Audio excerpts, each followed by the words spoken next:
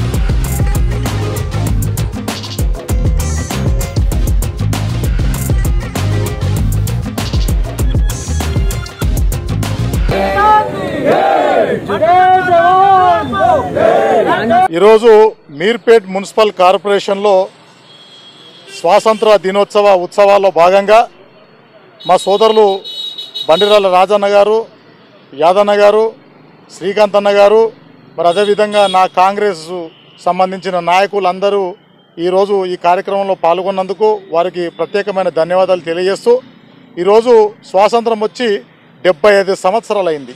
ఈ సుదీర్ఘ ప్రయాణంలో కాంగ్రెస్ పార్టీ ఈ దేశానికి చేసిన సేవలు ఎన్నో ఉన్నాయి. అందులో ముఖ్యంగా చెప్పాలనుకుంటే ఇందిరాగాంధీ ఏం చేసిందో ప్రజలకందరికీ తెలుసు.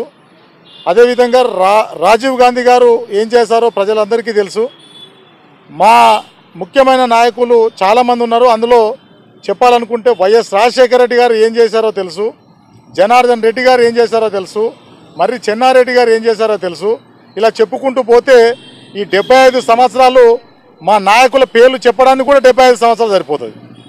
సో అందుకు యావత్ భారతదేశ ప్రజలందరికీ కూడా స్వాతంత్ర దినోత్సవ శుభాకాంక్షలు తెలియజేస్తూ మరొకసారి ఈ కార్యక్రమం ఏర్పాటు చేసిన వీరందరికీ కూడా ధన్యవాదాలు తెలియజేస్తాను. ఈరోజు కాంగ్రెస్ పార్టీ ఆధ్వర్యంలో దేశ స్వతంత్ర 75వ స్వతంత్ర దినోత్సవ సందర్భంగా మేము మీర్పేటు చౌరస్ దగ్గర జెండా ఆవిష్కరణ చేసుకున్నాం. శుభాకాంక్షలు.